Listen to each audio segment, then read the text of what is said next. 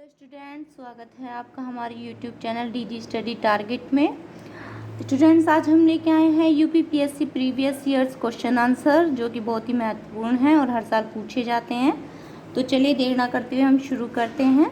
Question number 1 देखिए, निम्न में से किसने दिल्ली खगोलीय वेधशाला, जिसे जंतर मंतर कहते हैं, बनवाई थी? तो इसके विकल्प हैं number 1 Akbar, number 2 Shah Jahan, number 3 Surajmal, number 4 Jai Singh second. तो क्या इसका आंसर है? इसका आंसर है फोर्थ, यानी जयसिंह सेकंड। इसके बारे में थोड़ा सा जान लेते हैं।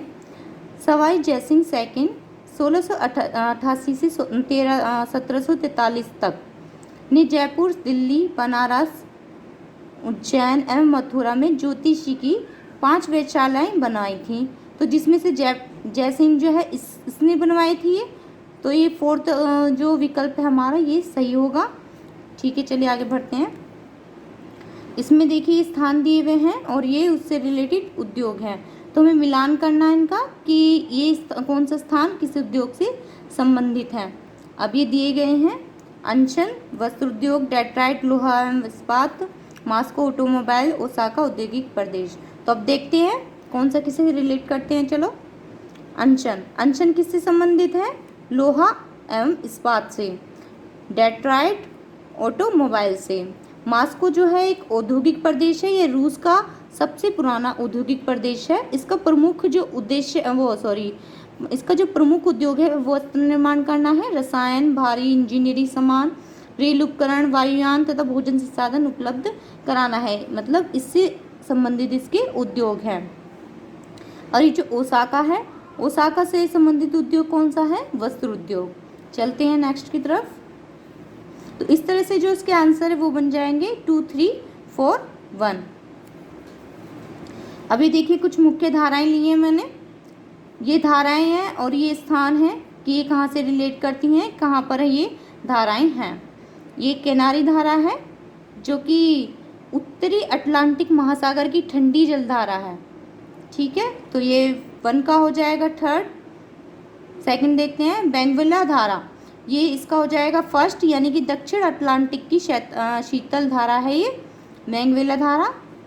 थर्ड पे आते हैं अंगुलहास धारा, ये कहाँ पर है? दक्षिण हिंद महासागर की धारा है ये। तो थर्ड का फोर्थ हो जाएगा ब्राज़ील धारा। ब्राज़ील धारा कहाँ की धारा है? दक्षिण अटलांटिक की गर्म धारा, यानी कि ध्यान रखिएगा ब्राज़ील धारा जो है ये गर्म धारा है। तो इस तरह से इसका आंसर बन जाता है 3, 1, 4, 2। रिलेट कर लेंगे इसे हम। चलिए क्वेश्चन नंबर 4, घास के मैदान है ये और ये स्थान है कहाँ पर पाए जाते हैं। चलिए रिलेट करते हैं, ये भी मिलान के लिए है। पंपास, सेल्वा, प्रेरी, स्टेपिज उत्तरी अमेरिका में है। दक्षिण अमेरिका का चौड़ा वृक्ष रहित घास मैदान अर्जेंटीना, यूरोप। चलिए मिलान करते हैं। ये जो पंपास है ये 2 जगह पर इसका एक ही नाम है। जैसे कि दक्षिण अमेरिका का जो चौड़ा वृक्ष रहित घास मैदान है उसे भी पंपास बोला जाता है, और अर्जेंटीना में जो शीतोष्ण घास के मैदान हैं उन्हें भी पंपास बोला जाता है। ठीक है, तो ये हमारा क्लियर हो गया, यानी कि 2 जगह पे इसका एक नाम है। ठीक है, अगर आपके पास ऑप्शन में अर्जेंटीना है तो भी आप पंपास लगाएंगे, अगर इस तरह से पूछा जाए तो भी आप पंपास लगाएंगे। प्रेरी, प्रेरी जो है उत्तर अमेरिका के शीतोष्ण घास मैदान को कहा जाता है। स्टेपिज जो है यूरोप की जो घास स्थल हैं, मैदान हैं, उन्हें कहा जाता है। और जो दक्षिण अफ्रीका में है उन्हें वेल्ड कहा जाता है, और ऑस्ट्रेलिया में जो है उन्हें डाउन्स कहा जाता है। ठीक है, क्वेश्चन नंबर 5, ये देखिए इसमें भी स्थान दिए हुए हैं और ये सक्रिय ज्वालामुखी हैं, यानी कि किस किस स्थान पर सक्रिय ज्वालामुखी हैं। तो ये हवाई द्वीप है। तो हवाई द्वीप में जो ज्वालामुखी सक्रिय है उसका नाम है मोना लोआ। तो यानी कि 1 का हो जाएगा 2 जो इसका विकल्प है वो सही है इसका। अलास्का में आ जाएगा एजकॉम, यानी कि थर्ड। अलास्का से एजकॉम को रिलेट करेंगे हम इस तरह से। इटली में आ जाएगा स्ट्राम्बोला इसका सही आंसर है। और जापान का हो जाएगा फ्यूजियामा। इस तरह से फ्यूजियामा नाम आपने बहुत बार सुना होगा, जापान का सक्रिय ज्वालामुखी है ये। चलिए आगे बढ़ते हैं, क्वेश्चन नंबर 6 की तरफ चलते हैं।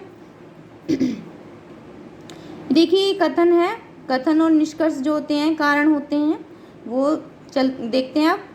भारत छोड़ो आंदोलन भारतीय राष्ट्रीय आंदोलन की पराकाष्ठा थी। रीजन देखते हैं इसका, क्या कारण था। भारत छोड़ो आंदोलन के पश्चात शक्ति हस्तांतरण की प्रक्रिया की खोज समय का तकाजा थी। तो उसके विकल्प क्या हैं। ए और आर दोनों सही हैं और आर ए की सही व्याख्या करता है।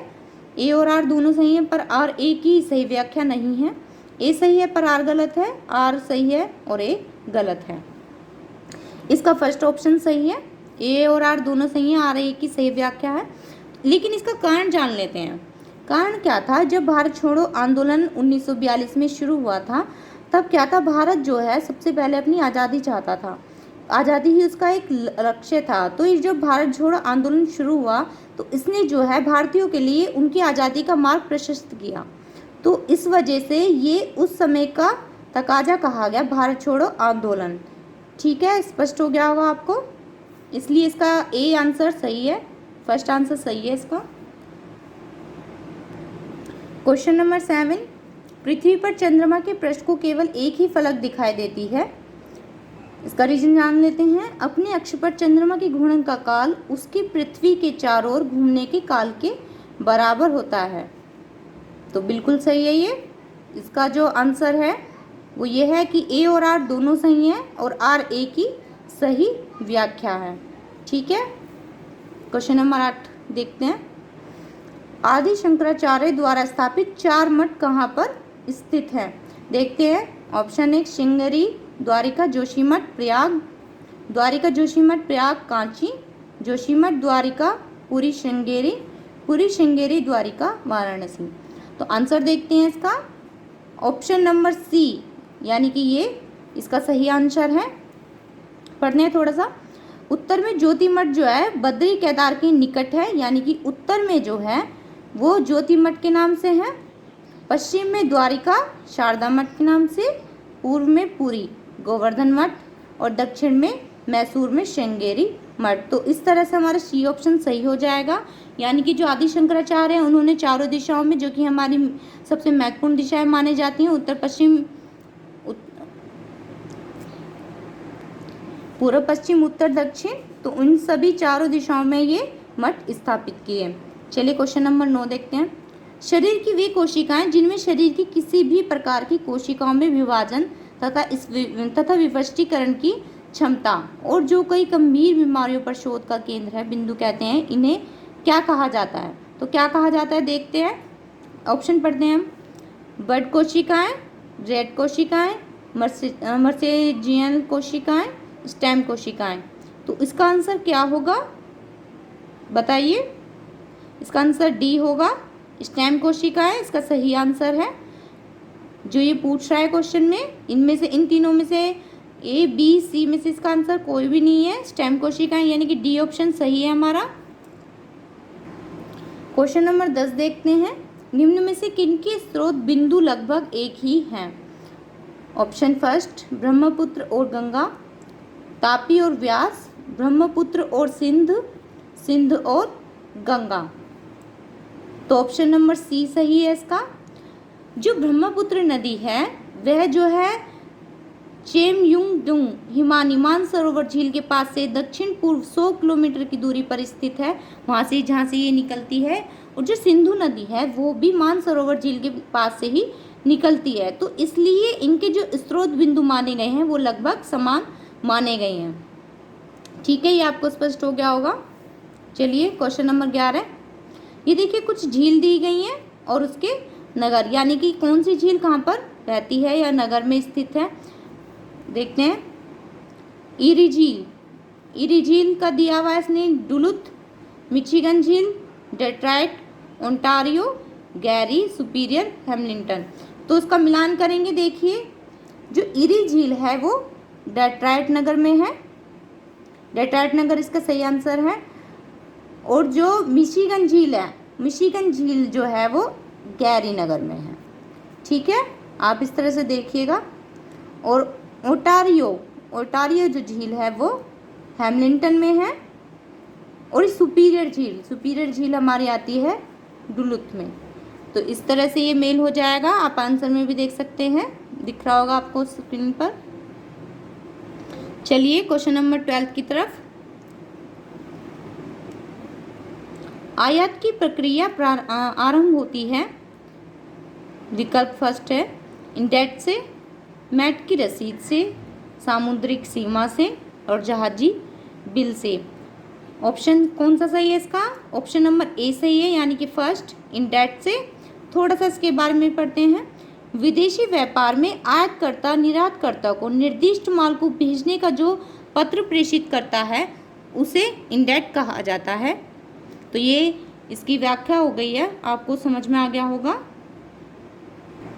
आदेश पत्र भी कहा जाता है इंडेंट को, तो दोनों में से कुछ भी आ सकता है। चलिए क्वेश्चन नंबर 13, दुग्ध के अग्रणी उत्पादकों का सही अवरोही क्रम है। अवरोही क्रम यानी कि घटता हुआ क्रम, यानी कि जो सबसे पहले है वो पहले आएगा। ठीक है, देखते हैं। ऑप्शन नंबर 1 चीन, भारत, रूस, यूएसए। भारत, यूएसए, चीन, रूस। भारत, चीन, यूएसए, रूस। यूएसए, भारत, चीन, रूस। आप जानते होंगे कि भारत जो है दूध के मामले में सबसे आगे है, यानी कि भारत में जो दूध होता है वो सबसे ज़्यादा होता है। तो इसमें से अगर हम एलिमिनेट करना चाहें तो सबसे पहले ए और डी जो है एलिमिनेट हो जाएंगे। अब हमें बी और सी में से देखना है, तो बी हमारा आंसर है। तो भारत जो है फर्स्ट नंबर पर है, फिर यूएसए आता है, फिर चीन और फिर रूस। ऑप्शन नंबर बी सही है। क्वेश्चन नंबर 14, ये लौह इस्पात केंद्र दिए गए हैं कुछ, और ये उनके देश हैं जिनसे वो संबंधित हैं। मैं ये आपको मिलान वाले क्वेश्चन इसलिए ज़्यादा बता रही हूँ क्योंकि ऑफिसर रैंक की जो एग्ज़ाम होते हैं उनमें मिलान वाले क्वेश्चन बहुत ज़्यादा पूछे जाते हैं आमतौर पर, तो इसलिए मैं ये बता रही हूँ। और ये सभी जो क्वेश्चन मैं आपको बता रही हूँ ये प्रीवियस ईयर के हैं, पीसीएस में आए हुए हैं और ऑफिसर रैंक के एग्ज़ाम में भी आए हुए हैं। ठीक है, चलिए।